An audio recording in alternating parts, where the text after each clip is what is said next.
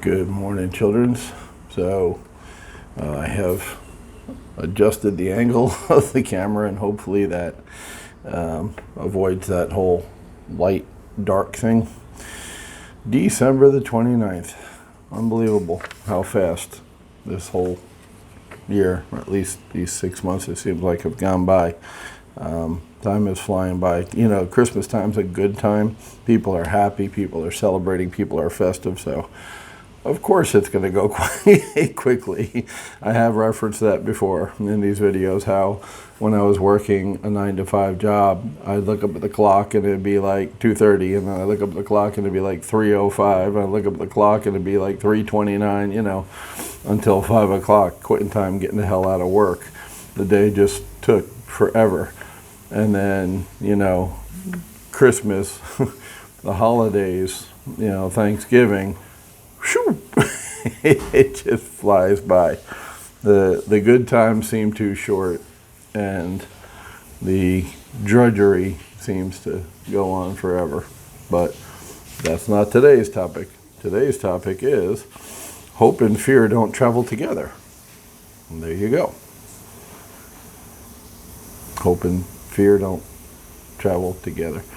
Now it's doing that bouncy thing because it doesn't have enough light. Well, the good news is I dropped the phone yesterday while I was making a video on the green curry and chicken. It literally dropped on the ground, and I had one of those Gorilla Glass whatever shields, and that took the brunt of it. But it still actually cracked the phone underneath. That's how high an impact it was when it dropped from where I was holding it above the table down to the ground. So that added to the fact that I had to charge the battery, you know, 3 times the day we were traveling, 4 times maybe. I charged it fully at her sister's house before the airport, and by the time we got to the airport, just driving, GPS, all that stuff, the battery needed to be charged again at the airport. I charged it a little bit, got up to about 50%, then had to get on the plane. So long story short, I'm going to get a new phone. So hopefully the new phone has a better camera than this one, because it's annoying with the, it's trying to focus on me, which is good, I guess, good autofocus, but it adjusts every couple of seconds and just goes in and out, and it's annoying to me. I don't know if it's annoying to you. Anyway, let's talk about hope and fear and how they don't travel together. Hope and fear are conflicting emotions, really.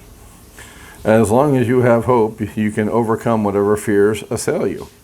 Hope gives you the courage to persevere in the face of adversity, to seek new frontiers of achievement. As psychiatrist and author Carl Menninger said, hope is modest, humble, selfless. It implies progress. It is an adventure. Well, there you go. A going forward, a confident search for a rewarding life.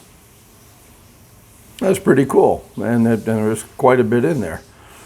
So it's Carl Menninger. He's a psychiatrist and an author, and he says hope is modest, humble, selfless. It implies progress. It is an adventure, a going forward, a confident search for a rewarding life. I like that. I like that. That's good stuff.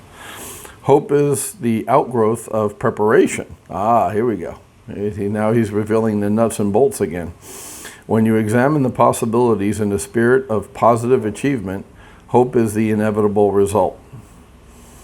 If you take the appropriate steps to prepare yourself for success in any endeavor, you will acquire the self-confidence that will lead you surely and swiftly to the object of your desire. When you experience delays, oh, hello. No. The towel, they don't get to see the towel. They've seen the towel. You've shown that before. Go ahead, show them the towel. There you go. You get to see her in the towel. She says, no, then walks past the camera. This is the grandma who didn't know she was having a grandchild. When she had a grandchild, didn't know the gender. And when she held the baby in her arms, didn't know the name until last night. The baby was born the 25th. Last night was the 28th. So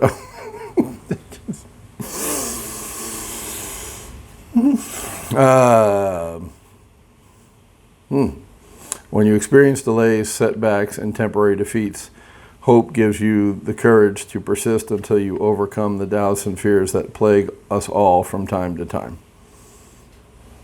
Yeah, hope gets you over. We talked about that in this book before, how hope gets you over the hurdles. Persistence gets you over hurdles. Doubts and fears are what hold you back.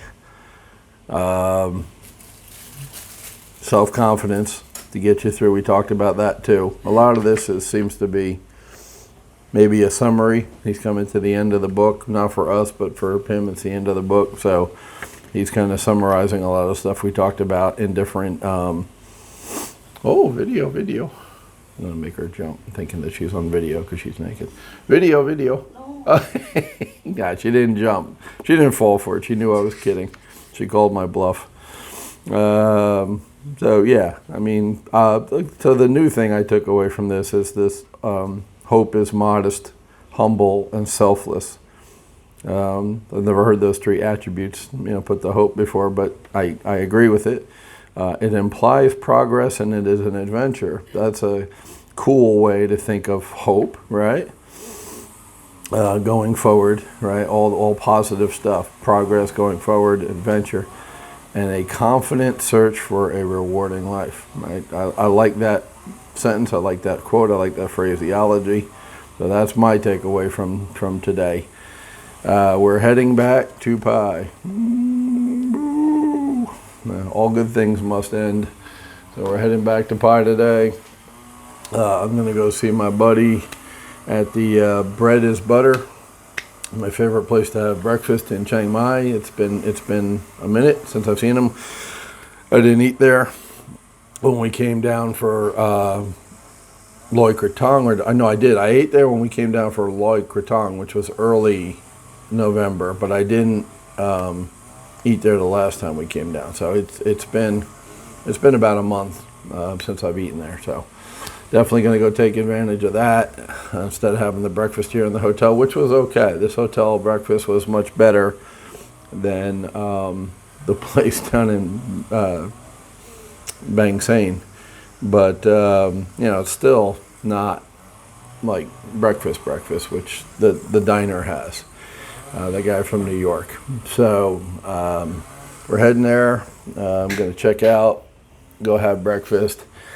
Stop at the store like we always do, Macro, pick up some stuff for the restaurant.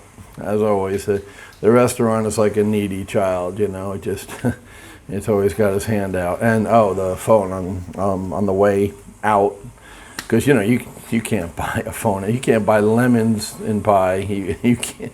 There's no friggin' way you can buy a phone. I mean, so while we're in a real city, I'm gonna get the new phone and a little tripod. So remember I dropped the phone, right, because I didn't have a little tripod to set it up and shoot. And here it's sitting on, a bunch of bottles and perfumes and craps that she has. I have it propped up on a table. So I'm going to get a little, $2 tripod too for the phone. So I'll have a new phone. I'll have a tripod, which I'll use tomorrow up in Pi when I do this with the green screen. We'll be back in the green screen tomorrow. That's it for today. Talk to you all later. Have a good one.